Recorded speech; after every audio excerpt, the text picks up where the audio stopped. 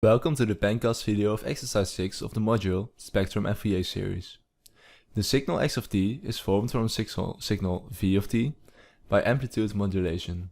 Assume that the signal v of t is equal to 3 plus 3 times the cosine of 10 pi t plus pi over 3, and x of t is equal to v of t times the cosine of 40 pi t. Exercise A. Draw the spectrum of Vt.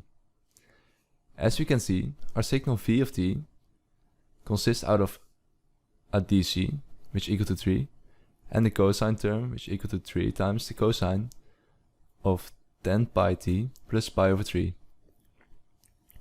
First, let's write this in the form of phasors. So giving each term multiplied with a phasor term, e to the power j 2 pi times the frequency times t. Let's start off with a dc. So a dc is equal to 3. However, this does not yet contain a phasor term. So what we could do is we could multiply it with 1, which is also equal to e to the power 0. If we were to expand this 0 a little bit, we could also rewrite this as 3 e to the power j 2 pi times 0 times t. So, if we were now to draw the spectrum of this signal, the spectrum v of f as a function of f, at a frequency of 0, since we have now this in our phasor form, what we have is a spectral weight of 3. So what we can draw is a pillar at the frequency of 0 Hz with weight 3. For our cosine term, what we already know is that the cosine of theta, using simply Euler's equation, is equal to a half e to the power j theta plus a half e to the power minus j theta. If we were now to rewrite our cosine part of our signal, we would simply get the following phasors. So 3 over 2 e to the power j 10 pi t plus pi over 3, don't forget to add the brackets, plus 3 over 2 e to the power minus j 10 times pi times t plus pi over 3. If we were now to rewrite these,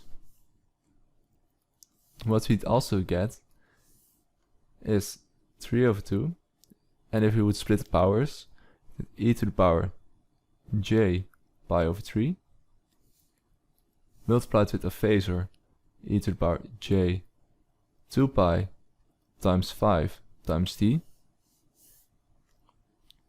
plus 3 over 2 e to the power minus j pi over 3, because the minus in front will also get multiplied with pi over 3, multiplied with the phasor e to the power j 2 pi multiplied with minus 5 this times t. So what we can see is that at the frequency of 5 Hz, so the frequency is of this phasor is 5 Hz, and of this one it's minus 5 Hz, we would have the following spectral weights. So these are the spectral weights. The length of the pillars we would draw in our spectrum are equal to the magnitude of those spectral weights. And in this case, the magnitudes are equal to 3 over 2.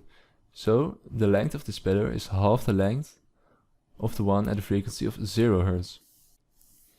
So if we were now to draw these phasors in the spectrum, we would get at a frequency of 5 Hz, we would get the signal with a spectral weight of 3 over 2 e to the power j pi over 3. And at a frequency of minus 5 Hz, we would get the spectral weight of 3 over 2 e to the power minus j pi over 3. So for exercise B, we have to draw the spectrum of x of t. So let's first erase a little part of what we have already done.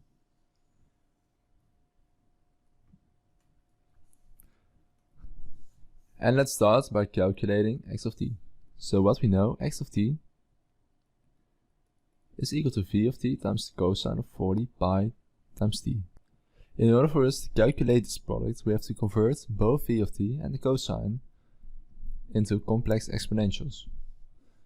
So v of t, as we already have seen before, is equal to 3 plus 3 over 2 e to the power j 10 pi t e to the power j pi over 3 plus 3 over 2 e to the power minus j 10 pi t e to the power minus j pi over 3.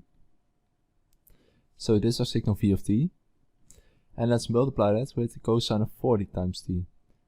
So which is, in phasor form, a half e to the power j 40 pi t plus a half e to the power minus j 40 pi t.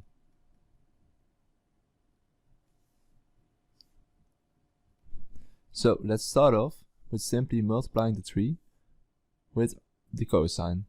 This cosine is also called the carrier signal. So let's multiply the 3 with the carrier signal. What you would get is 3 over 2 e to the power j 40 pi t plus 3 over 2 e minus j 40 pi t. Let's do this part first. So that would lead us to 3 over 4 e to the power. So we can simply add these powers because we have to multiply them.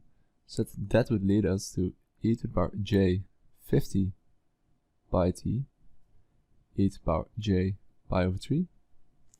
And again we can add powers, so minus 40 plus 10 is equal to 30, minus 30. So we have 3 over 4 e to the power minus j 30 pi t e to the power j pi over 3. And let's finish off with multiplying this part, which would lead us to 3 over 4 e to the power minus 10 plus 40 is equal to 30.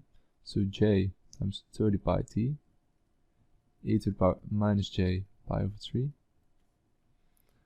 plus 3 over 4 e to the power minus j 50 pi t e to the power minus j pi over 3. So this is our expression for our signal x of t.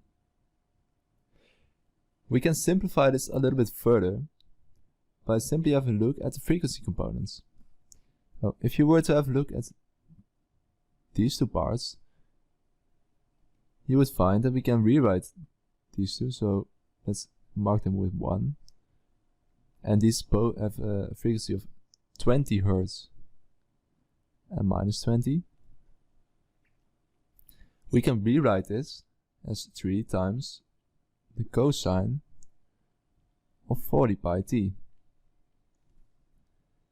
If you now were to have a look at the frequency components of minus 15 Hz and 15, let's mark these with 2, we can see that this also actually represents a cosine signal. So these two together can be written as 3 over 2 e to the power, cosine of 30 pi t minus pi over 3. And then our last two, the frequency of 25 and minus 25, we can rewrite those as 3 over 2 cosine times 50 pi t plus pi over 3. So our signal x of t is simply a function of 3 cosines. So let's now draw them in a spectrum. I'll draw the spectrum a little bit bigger this time.